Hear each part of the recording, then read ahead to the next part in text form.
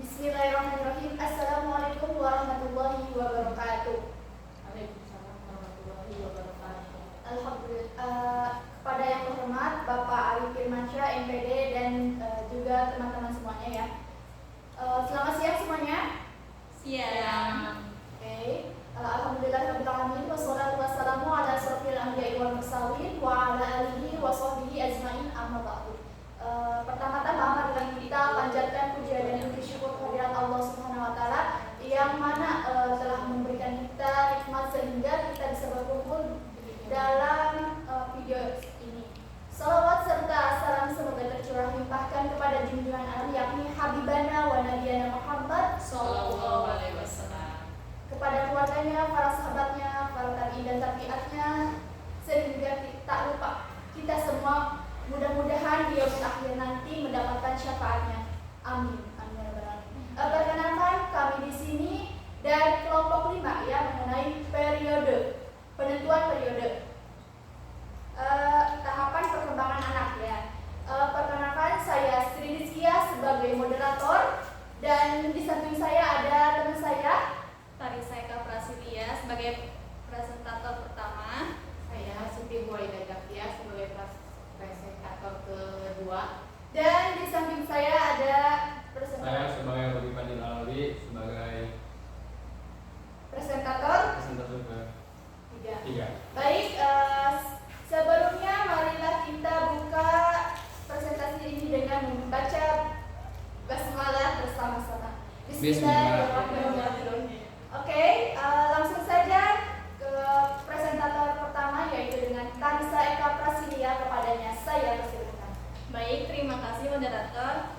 Baik, di sini saya mengambil anak laki-laki yaitu umur 15 tahun, sekolahnya itu SMA kelas 1 SMA. Nah, yang bernama ini namanya Teguh Dwi Kusuma, umurnya itu 15 tahun. Jenis kelaminnya laki-laki dan media menggambarnya itu buku gambar, pensil dan pensil warna. Di sini itu tahap-tahapannya ada periode. Nah, pada periode ini gambar yang dibuat oleh Teguh termasuk dalam periode penentuan. Periode ini terjadi pada anak usia 14 tahun sampai 17 tahun. Nah, dilihat dari usianya yang 15 tahun ini masuk pada periode ini. Pada periode penentuan, karya anak mulai memutuskan apakah akan terus menggambar atau berhenti. Terlihat bahwa karya yang dibuat Teguh sudah menunjukkan gambar yang mencerminkan kombinasi antara elemen sosial, emosional, dan kreatif dengan suasana penuh energi yang tampak dalam diri Teguh. Teguh juga membuat gambar dengan mandiri tanpa melihat contoh yang ada. Nah, dia mengekspresikan perasaan ekspresi dengan sesuai hatinya. Terus Teguh ini menggambar beruang yang sedang berdiri dengan membawa sebuah apel dengan wajah yang tampak senyum. Karena membawa apel terlihat pada gambar tersebut. Ini gambar yang dibuat oleh Teguh. Ya, Anda terlihat kan ya?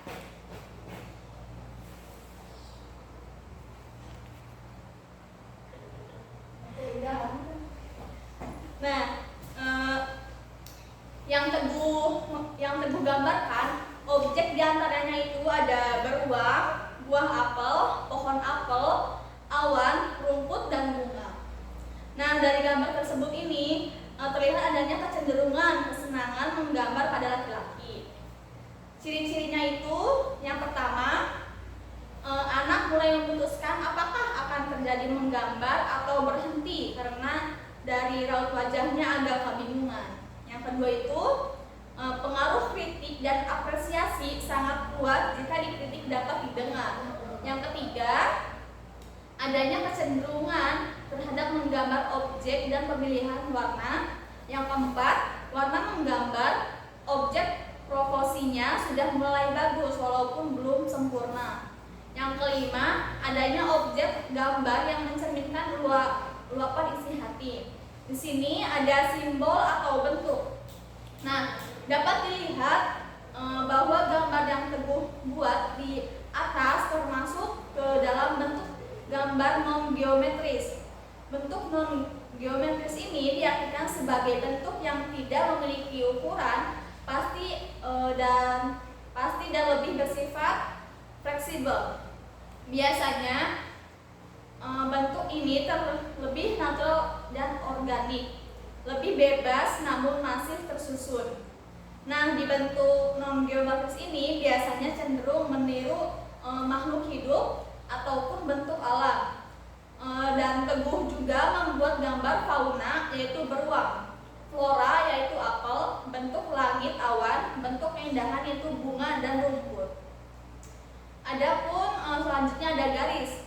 Pada gambar yang dibuat Teguh, garis pada pembuatan tepak kaki beruang terlihat masih kaku, dan garis pada pembuatan pohon yang membuat lingkar masih terlihat kaku. Pada gambar lainnya terlihat sudah lebih berani dalam membuat garis dan tidak terkesan ragu-ragu.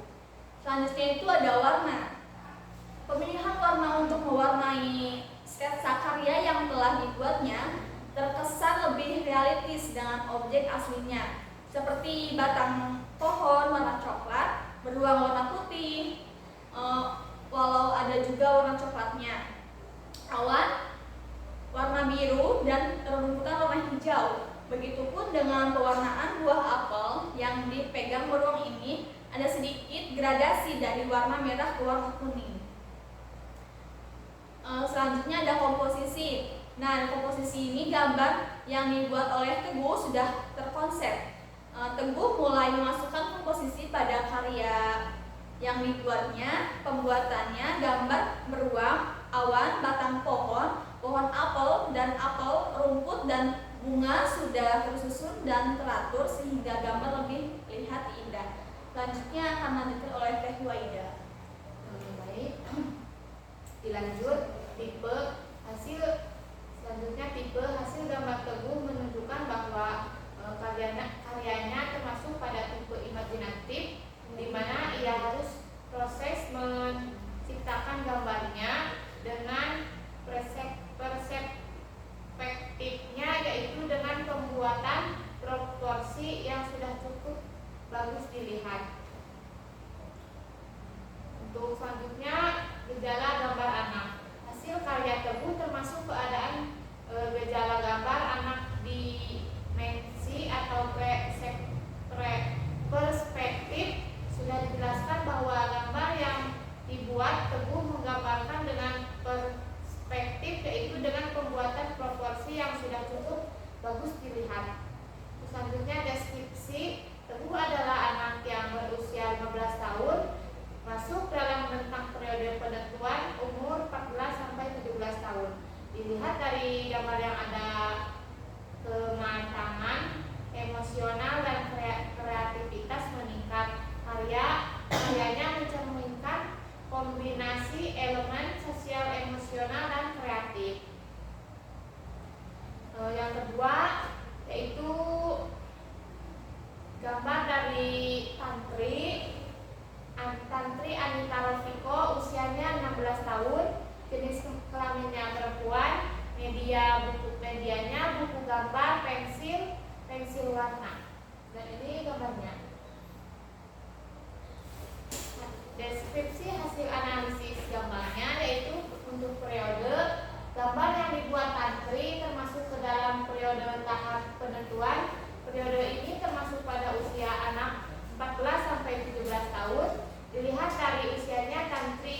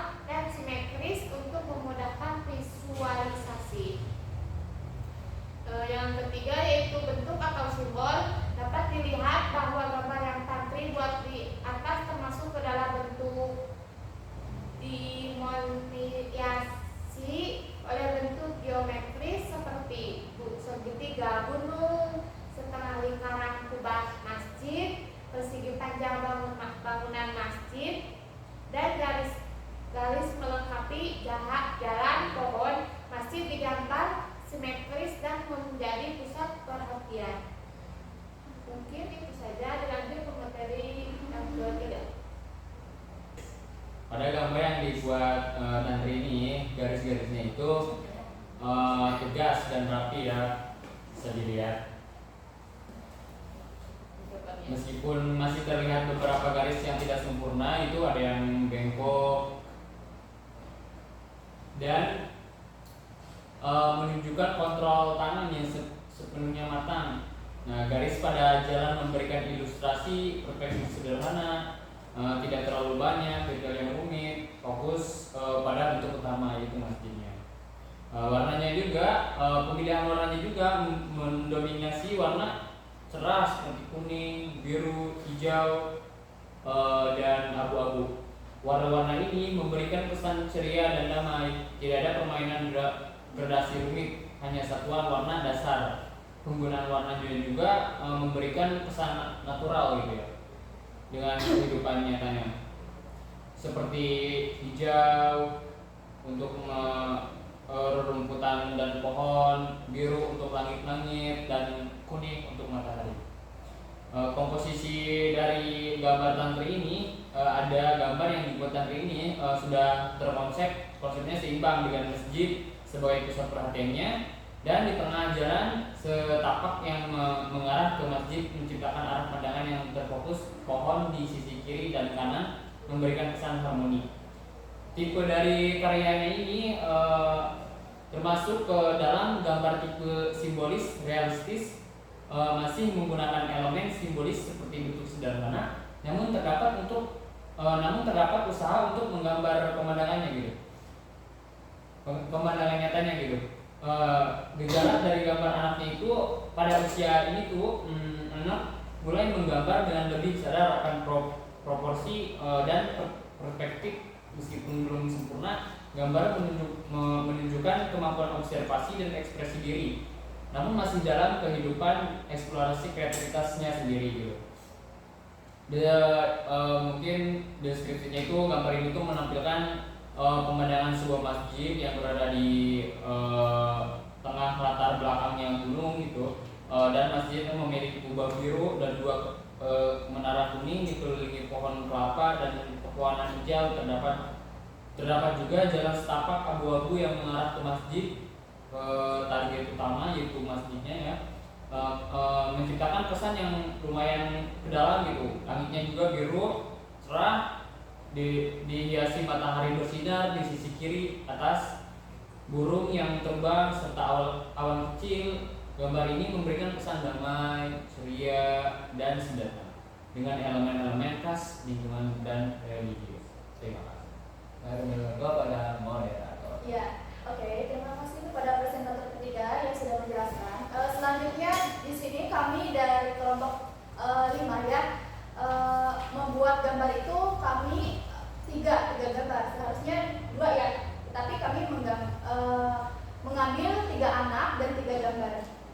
Ya, yang ketiganya itu yang identitas siswanya namanya ya Isaac Munandar, jenis kelaminnya tentu laki-laki dan umurnya 16 tahun. Medianya buku gambar dan pensil warna saja, hanya 2 ya. Periode pada gambar yang dibuat oleh Isaac Munandar ini termasuk pada dalam periode penentuan. Periode penentuan ini di mana terjadi pada anak usia 14 sampai 17 tahun. Dilihat dari usianya yaitu 16 tahun. Masuk pada periode ini. Gambar ini juga masuk ke dalam periode remaja ya, di mana penggambarannya mulai mengeksplorasi karya dengan detail lebih tinggi dan seringkali terinspirasi dari anime ya. Anime manga atau seni populer lainnya. Pada periode ini karya anak mulai memutuskan apakah akan terus menggambar atau berhenti saja. Terlihat bahwa karya yang dibuat oleh Isaac Munandar sudah menunjukkan gambar yang mencerminkan kombinasi antara elemen sosial, emosional, dan kreatif dengan suasana penuh energi yang tampak dalam diri usia penanda dengan membentuk teknik arsir. Hanya teknik arsir ya. Ciri-cirinya yang pertama yaitu dilihat dari ekspresi emosional atau emosionalnya itu sangat kuat karena dimana karakter masanya diberikan sorotan matanya diberikan sorotan khusus. Yang kedua, gambar bergaya anime atau manga ini terlihat dari karakteristik seperti mata besar, rambut yang bergaya tajam, dan detail pada ekspresi wajah. Yang ketiga, fokus pada penggambaran wajah dan bagian tubuh tertentu seperti tangan dan simbol pada baju. Yang bentuk atau simbolnya ini didominasi oleh garis lengkung dan sudut tajam, terutama pada rambut ya, dan mata. Detail wajah dan rambut menunjukkan kemampuan observasi yang baik dalam mengikuti gaya seni anime. Proporsi kepalanya lebih besar dibanding tubuh, khas gaya anime ya. Garis-garisnya cukup tegas dan halus, menunjukkan frontal tangan yang baik. Garis digunakan untuk memberikan efek yang teksturnya gitu, terutama pada rambut dan latar belakang. Tidak ada warna ya, hanya bermain dengan variasi ketebalan garis untuk efek bayangan. Terus warna, tidak ada penggunaan warna ya. Di sini hanya menggunakan teknik arsir atau pensil untuk menciptakan bayangan dan dimensi. Efek shading memberikan kesan volume pada objek tertentu seperti rambut dan baju. Komposisinya ini terfokus pada wajah yang dengan latar belakang berupa garis vertikal yang memberikan kontras. Posisi wajah berada di tengah gambar membuat perhatian langsung tertuju pada ekspresi tertentu. Tipe ini pada gambar termasuk tipe apa? Tipe realistis ya. Realistis stylistis ya. Terinspirasi dari gaya anime atau manga, menggabungkan elemen visual sederhana dengan detail yang cukup mendalam pada bagian tertentu seperti mata dan telinga. Dan tangan. Terus gejala gambar anak pada usia ini yang mulai menunjukkan minat khusus pada seni tertentu seperti anime atau manga, mampu meniru dengan baik referensi visual dan memiliki kemampuan dasar untuk shading dan proporsi. Fokus utama adalah menggambar karakter yang menggambarkan emosinya atau cerita tertentu. Lalu deskripsinya ini, gambar ini menunjukkan potret seorang karakter dengan gaya anime atau manga. Karakter ini memiliki rambut tajam yang mencerminkan gaya khas anime, mata besar yang fokus pada ekspresi serius, dan tangan yang memegang objek dengan simbol bintang di dalam lingkaran. Latar belakang diisi dengan garis-garis vertikal untuk menciptakan kontras.